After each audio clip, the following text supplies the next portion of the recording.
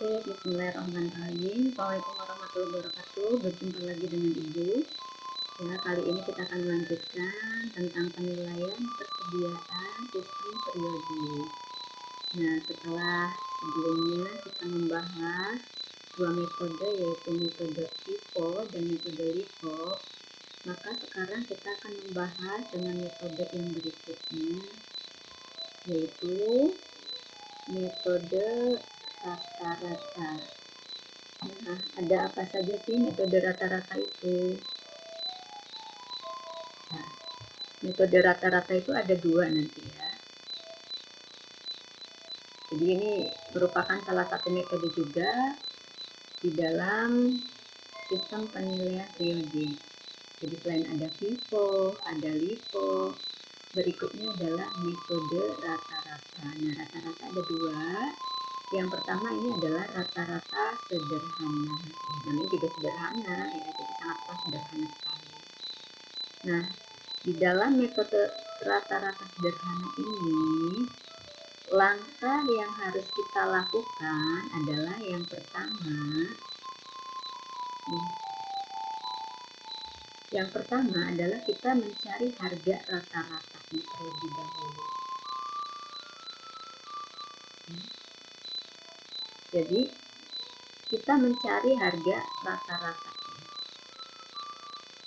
Di dalam metode rata-rata sederhana ini, nilai persediaan barang diperoleh hasilnya itu dari harga rata-rata persatuan dikalikan dengan sisa barang yang ada gitu ya, atau persediaan yang ada. Nah, ini misalkan ada contohnya. Harga rata-rata persatuannya ini sebagai berikut ya. Salah 1, ada persediaan awal 10.000 unit atau 10.000 kilo ya. Tanggal 15 ada pembelian 20.000 kilo, harganya 1.400, kok tadi harganya 2.000. Terus kemudian ada lagi tanggal 27 pembeliannya 10.000 kilo, harganya 2.200. Nah, kita kalikan ini totalnya ya.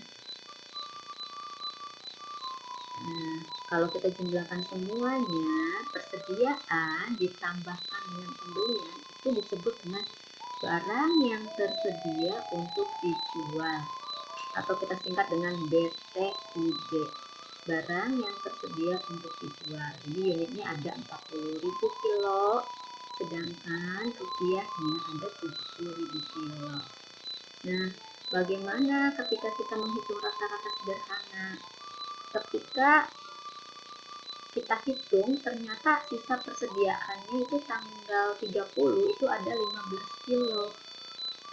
Bagaimana metode rata-rata sederhana ini kita gunakan?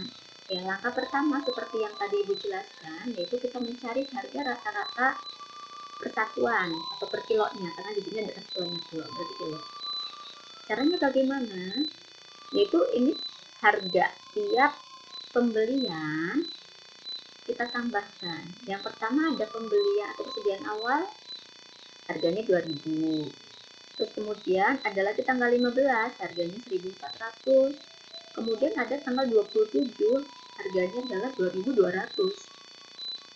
Semua harganya kita jumlahkan, lalu dibagi banyaknya transaksi.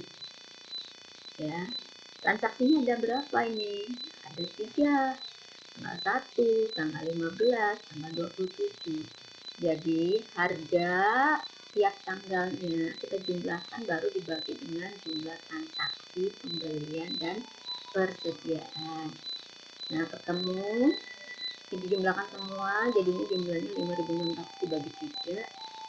Ketemu harga rata-ratanya persatuan atau per kilonya adalah 1.866. Ini harga rata-ratanya. Sedangkan persediaan yang ada di gudang 15.000 kilo.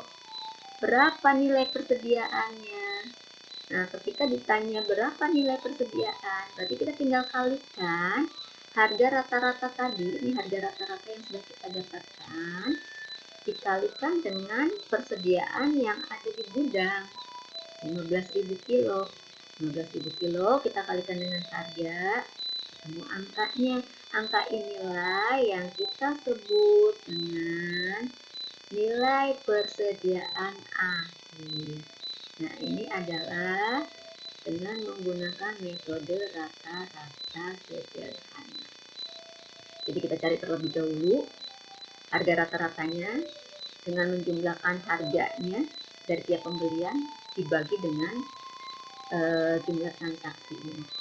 Kalau sudah ketemu harga rata-ratanya, kita kalikan dengan nilai dengan unit yang tersedia atau yang masih ada di gudangnya itu berapa. Nah, nanti akan ketemu nilai persediaan akhirnya. Bisa dipahami ya. Kalau bisa dipahami, kita lanjutkan ke metode berikutnya. Ya, ada metode rata-rata sederhana, ada juga metode rata-rata tertimbang, weighted average method. Nah, weighted average method ini sama juga sebetulnya ya. Kita mencari yang pertama itu kita mencari harga rata-ratanya. Setelah ketemu harga rata-ratanya, kita kalikan dengan unit yang ada atau yang tersedianya. Jadi ketika kita sudah menemukan harga rata-ratanya, lalu kita kalikan dengan unit yang tersedia di gudang atau unit terakhir yang ada di gudang itu. Nah, ini contohnya tanggal 1 ada 10.000 kilo, harganya 2.000. Tanggal 15 kita membeli 20.000 kilo, harganya 1.400. Tanggal 27 kita membeli lagi 10.000 kilo, harganya 2.200. Kita kalikan unit dengan harganya, ketemu. Kalau sudah kita jumlahkan, jumlah rupiahnya ada 70.000, terus kemudian jumlah unitnya ada 40.000 kilo. Nah, 40.000 kilo dengan harga 70 juta, ini kita sebut dengan BTUD atau barang yang tersedia untuk dijual. Ya, BTUD karena apa? Karena dari persediaan awal ditambah dengan pembelian. Nah, bagaimana cari harga rata-ratanya? Nah, kalau yang rata-rata tertimbang, berarti kita hanya membagi BTUD ini saja, barang tersedia secara harga dibagi dengan unitnya. Nah, jadi kita hanya membagi barang yang tersedia untuk dijual. Harganya berapa dibagi dengan unitnya. Nah, harganya 70 juta, unit semuanya BTUD-nya ada 40.000 kilo. Ketemu harga rata-ratanya adalah 1.750. Nah, kalau sudah ketemu berapa harga rata-ratanya, lalu kita kalikan dengan persediaan yang ada 15.000 kilo. 15.000 kilo kita kalikan dengan harga rata-rata 1.750. Ketemu angka 26.250. Angka inilah yang kita sebut dengan nilai persediaan barang akhir. Bisa dipahami sampai di sini? Ya. Semoga kalian bisa memahami ya. Metode berikutnya adalah metode identifikasi khusus atau specific identification method. Nah, ini gampangannya adalah kita menciri ya, kita membuat ciri untuk setiap barang-barangnya. Kita kasih ciri, bisa dari tanggalnya, bisa dari mereknya, bisa dari apa saja. Nah, itu artinya dengan identifikasi khusus. Jadi kita membuat ciri-ciri atau mengidentifikasi secara khusus. Nah, misalkan di sini ada contoh. Ya, ini sebenarnya contohnya masih sama itu yang tadi ya. Ini tanggal 1 ada 10.000 kilo, harganya 2.000. Tanggal 15 20.000 kilo, harganya 1.400. Tanggal 27 10.000, harganya 2.000. Totalnya ini ya 40.000 kilo, harga 70.000. Nah, setelah dilakukan fisik ternyata bisa persediaan 15.000 kilo. Nah, bagaimana kalau misalkan kita mengidentifikasi? Nah, kita misalkan mengidentifikasi yang tanggal awal dengan tanda X hanya 5.000 kilo misalkan. Terus tanggal 15 yang X itu ada 5.000 kilo lagi. Terus tanggal 27 dengan merek X itu ada 5.000 kilo lagi. Maka barang-barang yang ditandai itu tinggal kita kalikan dengan harga-harganya dari tiap tanggal tersebut. Setelah dihitung secara fisik sebagai tanda pengenal khusus nih. Ya, tanda pengenal khusus ini misalkan dikasih tanda X misalnya. Nah, yang tanggal awal September X-nya ternyata ada 5.000. Tanggal 15 X-nya ada 5.000. Tanggal 27 X-nya ada 5.000. Maka tinggal kita kalikan yang dikasih tanda itu dengan harganya.